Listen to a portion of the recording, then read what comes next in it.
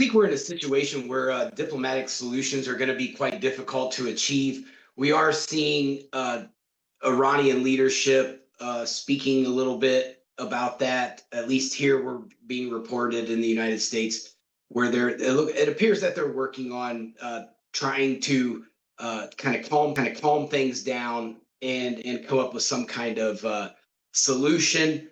They're asking for the attacks to stop. I'm not sure what President Trump's position is on that right now. He appears to, with Pete Hegseth's statements earlier today, that we're going to ramp up strikes on Iran. It appears that that may be the case forward is going to be to continue attacks. But it does seem like Iran is reaching out a little bit to try to kind of calm the tensions. Now, how might regional powers, notably Gulf countries, influence the direction and outcome of negotiations between Iran and the United States? I think there's an immense amount of pressure from the Gulf states to, express their concerns. They're taking fire from Iran as well. So I don't think those countries, they've been pretty peaceful for the most part. You don't really see a lot of conflicts come out of some of those Gulf states. So they don't want that to happen. It's a heavy economic area and region right there. So now nobody's making money. The economy, that regional economy there among the Gulf states, that nobody's making money right now. So there's going to be a lot of pressure there to try to get a conflict resolution, whether it's heavier attacks to achieve mission goals faster, or if there's some peace talks that need to be had. I think it's going to go one way or the other, but I do think there is some pressure coming from the Gulf states towards Washington to come up with some kind of resolution. Now, what are the likely economic and humanitarian consequences if the conflicts further escalate, and how should the international community respond to that? So we are seeing that. I mean, there are humanitarian issues. There's humanitarian casualties. We're seeing, it's wartime. There's going to be mistakes. There's a lot of human error involved. Obviously, we don't want to see those things happen. We don't want, a school full of children being bombed on the front page of the news. So that's something that I do believe that the international community is going to pay attention to. Iran is striking public areas as well.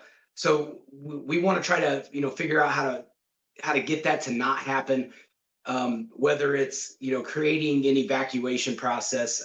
However, I do believe that the international community is watching, and there is a lot of scrutiny pointed at both sides of the fence. So I do think it definitely is the United States' initiative to prevent as many civilian casualties as possible.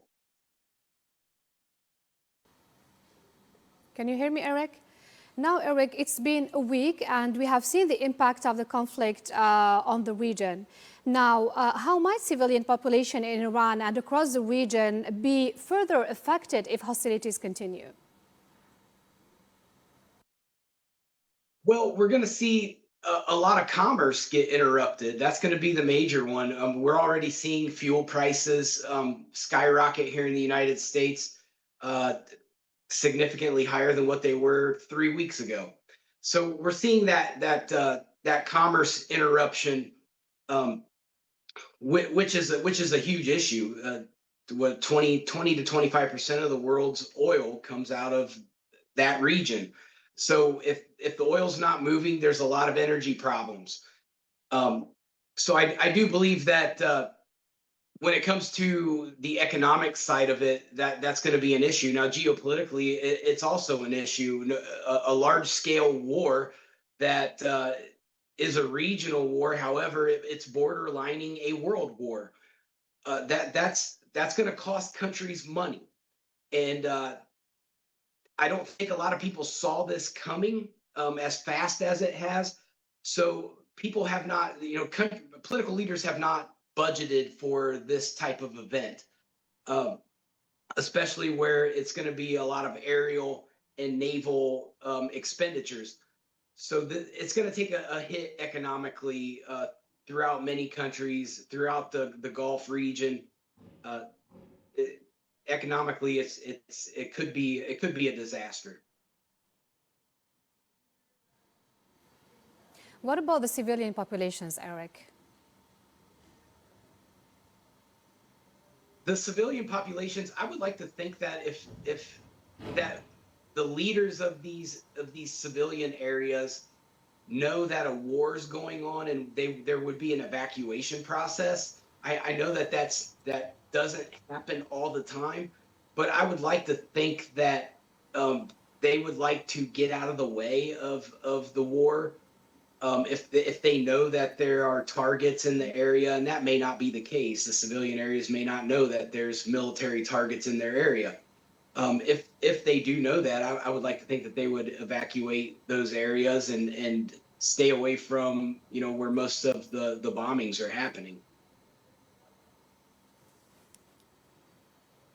Now, Erik, how could the ongoing conflict affect alliances and diplomatic relations across the broader Middle East?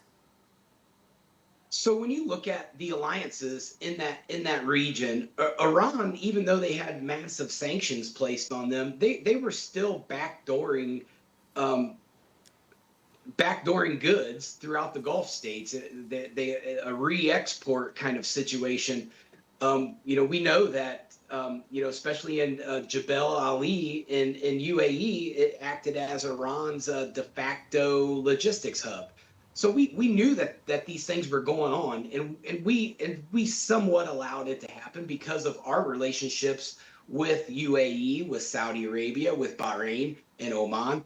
We know that those countries depend on Iran. It logistically makes sense for them to do business with Iran, as long as it's a non-military kind of scenario. We know that Qatar and UAE were purchasing military aircraft off of Iran, but after the sanctions happened, they ceased doing that. So they're logistically, it makes sense for them to do business with Iran.